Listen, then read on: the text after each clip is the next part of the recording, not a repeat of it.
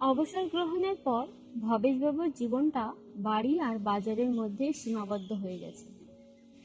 সকালে বাজার করাটাই একমাত্র কাজ এখন। স্ত্রী মন্দিরার এখনো 5 বছরের চাকরি আছে।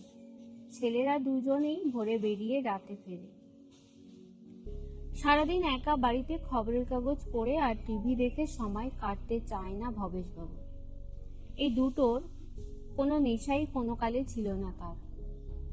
ভোরে উঠে দুটো নাকে মুখে গুজে ট্রেন ধরতে ছুটতেন। বাড়িতে ফিরতে ফিরতে রাত 9টা বাজত। রবিবারগুলো বাজার করে খেয়ে ঘুমিয়েই কাটাতো। সেই ভবেশবাবুর এখন প্রচুর সময়। কয়েকদিন পাড়ার চায়ের দোকানে গিয়েছিলেন। আড্ডা জমেনি ঠিক। এত পরনিন্দা পরচর্চার অভ্যাস নেই যে, কাঁচা কিস্তিও শুনতে পাচ্ছিলেন না। খগনের মা সকাল 10টার মধ্যে কাজ সেরে চলে যায়। গিন্নিও সেই সাথেই বেরিয়ে যায়। এরপর ভবেশবাবু পেপার নিয়ে বসেন। কিন্তু এখন খুন, ধর্ষণ, রাজনীতি, ভোটের খবরে তার মন ভরে না। বই পড়ায় তেমন অভ্যাস নেই। বস্তা পচা সিরিয়াল বা সিনেমাও একা একা ভালো লাগে না। কিছুদিন পাত্র চাইয়ের পাতায় মন দিয়েছিলেন। বড় ছেলে সার্থক 28, ছোট সমাদৃত 25। কিন্তু মেয়েরা বোধ হয় আজকাল 30-এর নিচে বিয়েই করে না। তাও কয়েকটা ফটো আনিয়েছিলেন। দুই ছেলেই জানতে পেরে বাবাকে নিরস্ত করেছিল। আজকাল ভবেশবাবু ঘর পরিষ্কারে মন দিয়েছেন। বসার ঘরে দুটো শোকেস ছেড়ে পুছে, অবশ্য সর্দি ধরেছিল। কয়েকদিন গ্যাপ দিয়ে অবশেষে বইয়ের আলমারিতে হাত দিয়েছিলেন।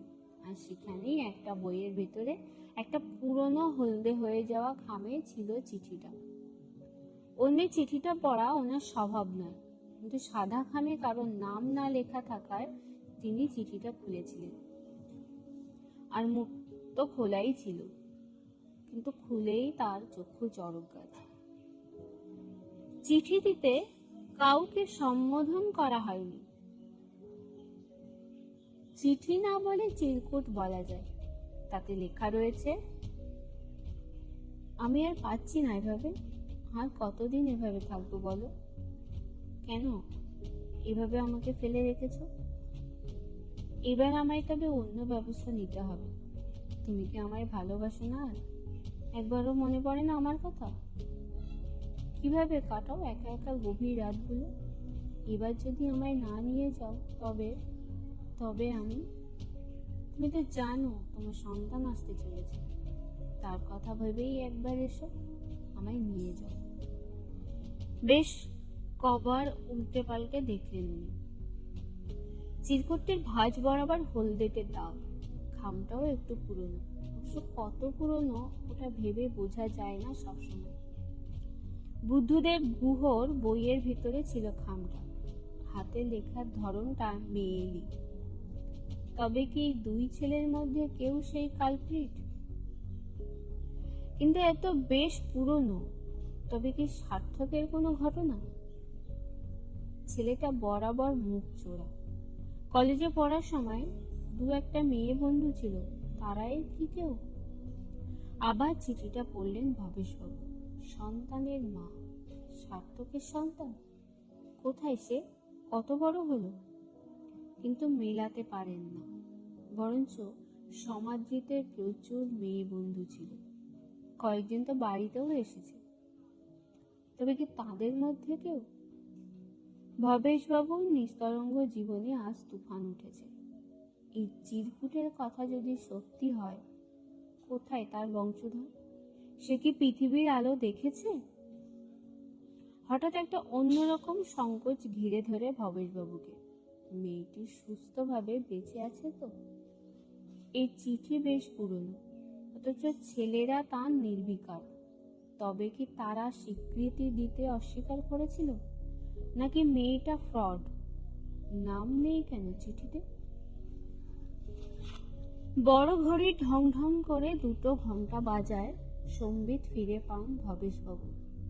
বেলা হয়ে গেছে। আজ স্নান খাওয়া কিছুই হয়নি। এক গাদা বই রোদে ছড়িয়ে শোকেজের সামনে এক চিঠি নিয়ে বসে রয়েছেন তিনি। কোনো রকমে উঠে স্নান খাওয়া সেরে আসেন। আবার চিঠিটা নেড়ে চেড়ে দেখেন। হাতের লেখাটা কি চেনা? সুন্দর ঝকঝকে লেখা। এই মেয়ে স্পষ্টবাদী। কল্পনায় একটা মেয়ের আদল মুখে ফুটে ওঠে। কিন্তু এখন এসব ভাবার সময় নাই, অনেক দেরি হয়ে গেছে হয়তো। মেয়েটাকে খুঁজে বের করতেই হবে। ছেলে দুটোকে বেশ ভালো করে বুঝিয়ে দিতে হবে যে এইসব বেয়াদবি উনি বরদাস্ত করবেন না। ভালোবেসেছে যখন দায়িত্ব নিতেই হবে। ওনার উত্তেজনায় প্রেশারটা বোধহয় বেড়েছে আজকে। বিকেলে ফলটাও খাওয়া হয়নি। মন্দিরে এসে রাগারাগি করবে আজ। করুক গে, ছেলেদের কীর্তি শুনলে ও থ হয়ে যাবে। ওর বড় গর্ব ছেলেদের নিয়ে। অবশ্য গর্ব ভবেশ বাবুরও আছে, মানে ছিল এতদিন। কিন্তু এই কাগজের টুকরোটা সব কিছু বদলে দিয়েছে আজ। উনি চোখ বুজে ঠান্ডা মাথায় ভাবার চেষ্টা করেন, সার্থকের কলেজ লাইফের কোনো ভুল হলে এই চিঠির বয়স 8 থেকে 10 বছর। তার মানে সেই শিশু যদি জন্ম নেয় আজ সে 7-8 বছরের।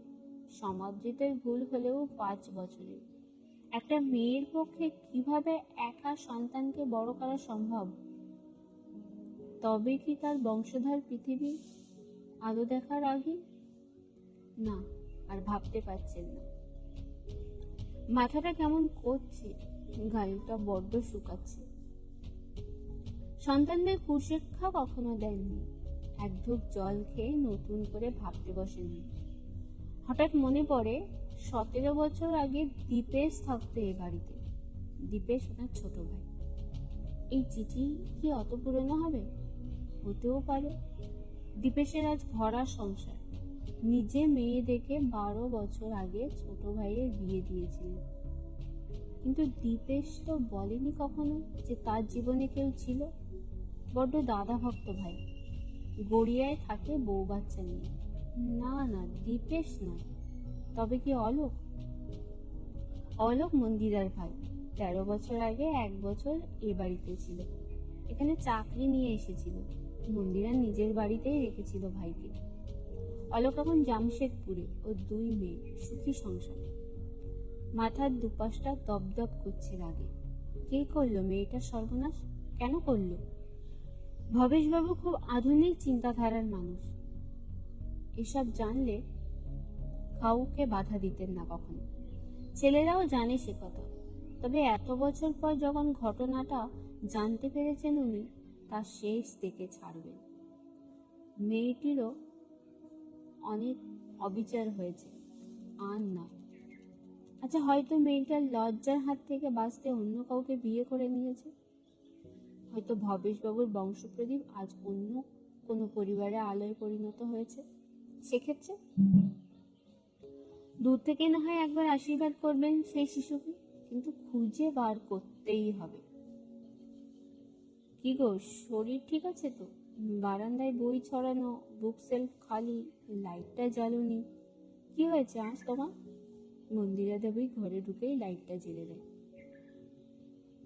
উনি একটু দূরে একটা স্কুলে পড়ান।